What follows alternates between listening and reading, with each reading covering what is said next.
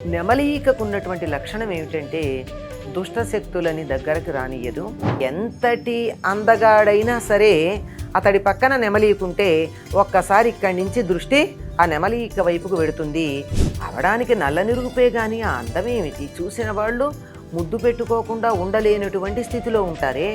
ఇంతటి అందగాడు గనక శ్రీకృష్ణుడు నెమలి పింఛాన్ని ధరిస్తాడు. దీనికి కారణం ఏమిటి?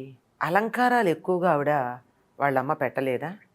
కానీ రోజుకొక రకమైనటువంటి అలంకారంతో కృష్ణుడు కనపడుతూనే ఉంటాడే. ఇన్ని రకాలు మనకి చక్కని శ్లోకాలే ఉన్నాయి, ప్రార్థనా గీతాలే ఉన్నాయి. అన్ని రకాలైనటువంటి అలంకారాలు ఉండి కూడా యశోదాదేవి చక్కని కొండి ముడి వేసి, అంటే జుట్టు ఇక్కడ ముందు వైపుకి జడాల్లి దాన్ని చుట్టి ముడి వేసి ఆ ముడిలో ఒక నెమలి ఈకని పెట్టేది.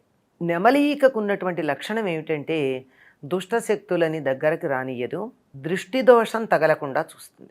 ఇప్పటికి కూడా మనం గమనించినట్టయితే పిల్లలు దడుచుకున్నా భయపడ్డా దర్గాల దగ్గరికి తీసుకెడితే వాళ్ళు దేంతో కొడతారండి పిల్లల్ని? నెమలీకల కట్ట పుచ్చుకుని పెద్దగా పిల్లల యొక్క భుజాన కొడతారు. దాంతో ఏం జరుగుతుంది? వాళ్ళు దడుచుకున్నది పోతుంది, చిన్న చిన్న దుష్టశక్తులు ఏమన్నా ఆవహించుంటే పారిపోతాయి. అంతేకాకుండా దృష్టి దోషం ఉంటే పోతుంది. ఈయనేమో జనముద్దు బిడ్డాయే, అవడానికి నల్ల నిరుగుపే కానీ ఆ అందమేమిటి, చూసిన వాళ్ళు ముద్దు పెట్టుకోకుండా ఉండలేనటువంటి స్థితిలో ఉంటారే. ఇంతటి అందగాడు గనక ప్రతిరోజు దిష్టి తీయడమే. తీసుకునేవాళ్ళు ఆ దిష్టి ఎలా తీసేవాళ్ళు? ఆవు తోక తల చుట్టూ తిప్పేవారు, గోమయం పైన గోమూత్రం పైన చల్లేవారు, గోవు దగ్గరికి తీసుకెళ్లేవారు, ఆ గోధూళి పెట్టేవారు. ఇదంతా కూడా దృష్టి దోషం పోవడానికి ఇన్ని చేసినా అనుక్షణం ఎక్కడ చేస్తారు? రోజుకోసారో 2 సార్లు చేయగలరు. కానీ అందుకని తల మీద ఒక నెమలి ఈకని ఆవిడ పెట్టేది. నెమలి ఈక ఎందుకు దృష్టి దోషాన్ని పోగొడుతుంది అంటే, సృష్టిలో ఎన్ని రంగులు ఉన్నాయో అన్ని రంగులు నెమలి ఈకలో మనకు కనపడతాయి. ఇందులో లేని రంగు ఏమిటో చెప్పండి వెతికి. అన్ని రంగులు ఉన్నాయి.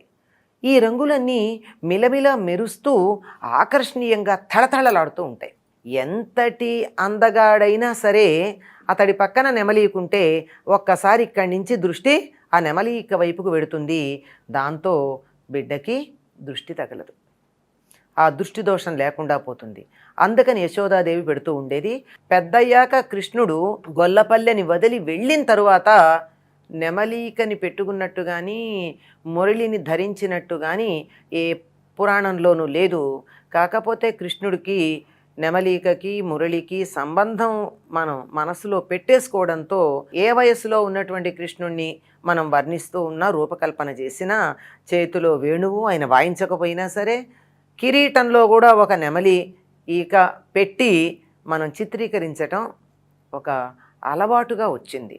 కానీ చిన్నతనంలో మాత్రమే యశోద పెట్టినట్టుగా మనకి గ్రంథాల్లో కనపడుతూ ఉంటుంది. ఇంకో సంగతి గుర్తుపెట్టుకోవాలండి, ఆ ప్రాంతం అంతా కూడా మధురా నగరం కానీ ఆ చుట్టుపక్కల ఉండేటటువంటి ఆ బృందావనం, ఆ ప్రాంతం అంతా కూడా కాకులు తిరిగినట్టు తిరుగుతూ ఉంటాయి నెమళ్ళు. ఎంత తిరుగుతాయో, ఎక్కడ పడితే అక్కడ ఉంటాయి. అందుబాటులో ఉన్నటువంటి అందమైన అలంకారం ఒకటి, దృష్టిదోషాన్ని కలిగించదొకటి, సృష్టిలో ఉన్న రంగులన్నీ ఉన్నాయొకటి. ఈ కారణంగా ఆవిడ యశోదాదేవి అలంకరించింది.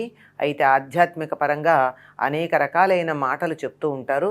దీనికి శాస్త్రీయత ఎంత ఉన్నది అన్నది కొంచెం ఆలోచించాల్సింది. ఎందుకంటే నెమలి సంతానోత్పత్తి ఆడనెమలి మగనెమలి కలిసిన సందర్భంలో కాకుండా నెమలి సంతోషంతో పురివిప్పి నాట్యం చేస్తూ ఉన్నప్పుడు దాని కంటి నుండి జారేటటువంటి బాష్పాలని ఆడనెమలి తాగడం వల్ల గర్భధారణ చేసి సంతానం కలుగుతుంది అని చెప్తూ ఉంటారు. ఇది కొంచెం ఆలోచించదగినటువంటి విషయం. కానీ యశోద పెట్టింది మాత్రం దృష్టి దోషానికి స్వస్తి.